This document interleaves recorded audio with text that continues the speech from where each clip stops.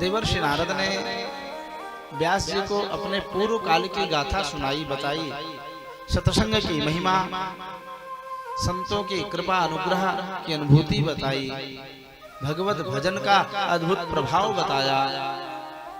भजन के प्रभाव से हे व्यास जी, मैं तो अधम दासी का पुत्र था, संतों की कृपा से, सत्संग के प्रभाव से, भजन की महिमा से आज मैं वही दासी का पुत्र सृष्टि यत्र तत्र सर्वत्र मैं इस वीणा को लेकर के भगवान का गुणगान करता रहता हूँ।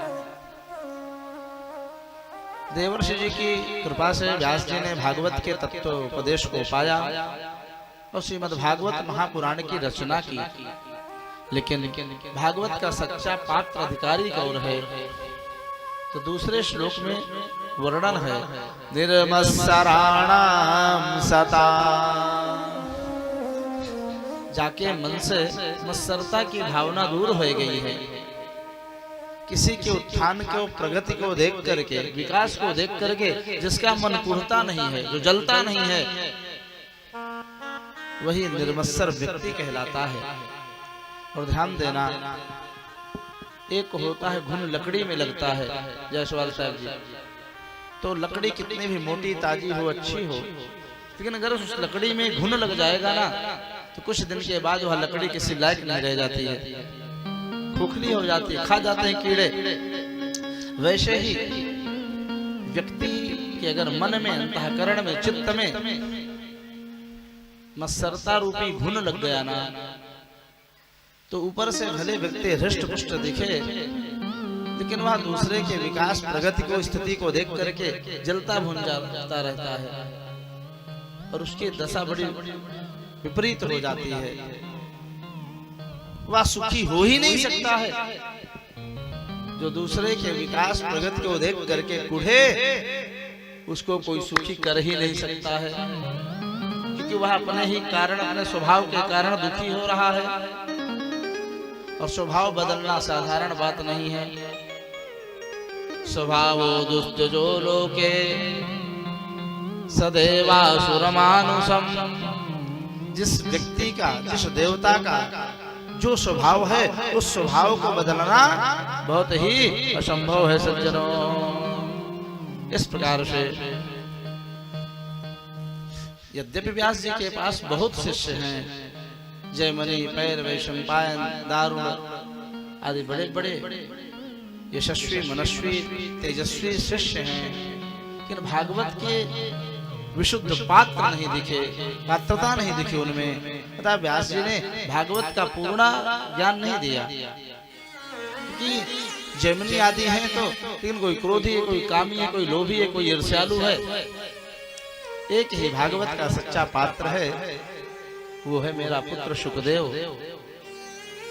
लेकिन सुखदेव तो जन्म लेते ही चले गए हैं, हिमालय की कंदरा में ध्यान लगाए बैठे हैं, ब्रह्म ध्यान कर रहे हैं।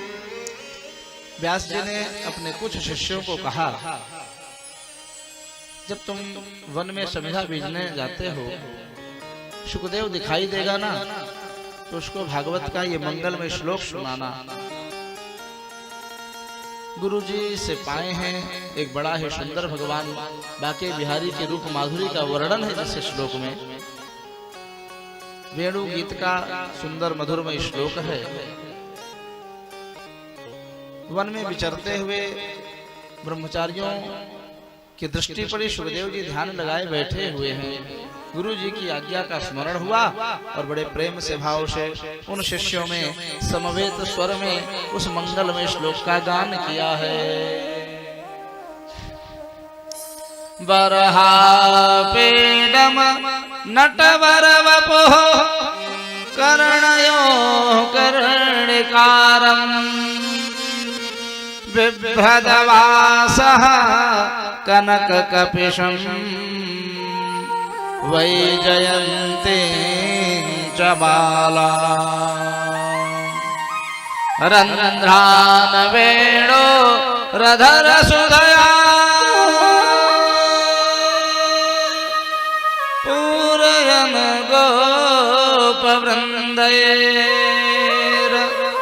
वृन्द वृंदारण्यम स्वपदरमणम् प्राविशद गीत कीर्तिः प्राविशद गीत कीर्तिः। श्लोक सुन करके सुखदेव जी का ध्यान टूटा, बाहर आए, ब्रह्मचारियों से मिले, फिर से सुनाओ श्लोक। बड़ा प्यारा श्लोक है। सुनाया, कहाँ पाए तुमने ये श्लोक? कहा हमारे गुरुदेव जी के पास ऐसे बहुत श्लोक हैं।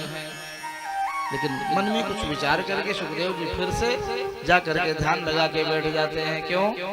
संतों ने भाव दिया। सुखदेव जी क्यों बात करने के बाद भी जाके लौट गए, बैठ गए ध्यान में? उसका कारण ये है, गुरुजनों ने बड़ा सुंदर भाव दिया। सुखदेव जी महाराज वीतरागी हैं और संसार में कोई व्यक्ति वीतरागी गृहस्थाश्रम में रहना तो बड़ा असंभव ही है। यदि किसी व्यक्ति में कोई विशेषता होती है तो उसके साथ उसका अहंकार भी रहता है। कोई बहुत धनवान है तो धन का अहंकार, रूपवान है तो रूप का अहंकार, ज्ञानी है तो ज्ञान का अभिमान, बल है तो बल का अभिमान। किसी की रूप माधुरी से हमें क्या लेना देना? हम तो साधु महात्मा हैं। फिर ध्यान लगा के बैठ गए। ब्रह्मचारियों ने जाकर के व्यास जी से घटना बताई। अगले दिन व्यास जी ने दूसरा एक श्लोक पढ़ा के भेजा। इसमें गोविंद की मंगलमयी करुणा का वर्णन, दया का वर्णन है। ब्रह्मचारियों ने जाकर के पुनः सुखदेव जी के सामने उस मंगलमय श्लोक को गाया है। और इस श्लोक में कन्हैया कितनी मार्मिक करुणा का वर्णन है कि पापनी पूतना कंस की आज्ञा से अपने स्तन में कालकूट जहर को लगा करके मारने आई है गोपाल जी को। और भगवान ने उसके इस कुचाल को जानते हुए भी उसके स्तन का दुग्ध का विष का पान किया भी, जो मारने के लिए आई है उसको वह परम दिव्य सदगति वैकुंठ अक्षय धाम दे दिया, जो बड़े बड़े योगी नामप्यगम्यम, बड़े बड़े ज्ञानी योगियों को भी बड़ी कठिनता से प्राप्त होता है। भगवान ने शत्रुता का काम करने आई पूतना को वह वैकुंठ पद दे दिया, जो पद बड़े बड़े भक्तों को बड़ी सेवा पूजा के बाद ही प्राप्त होता है। ऐसा कौन दूसरा उदार है? जो मारने आए उसको भी अक्षय पद दे दिया। इस श्लोक में इसी का वर्णन है।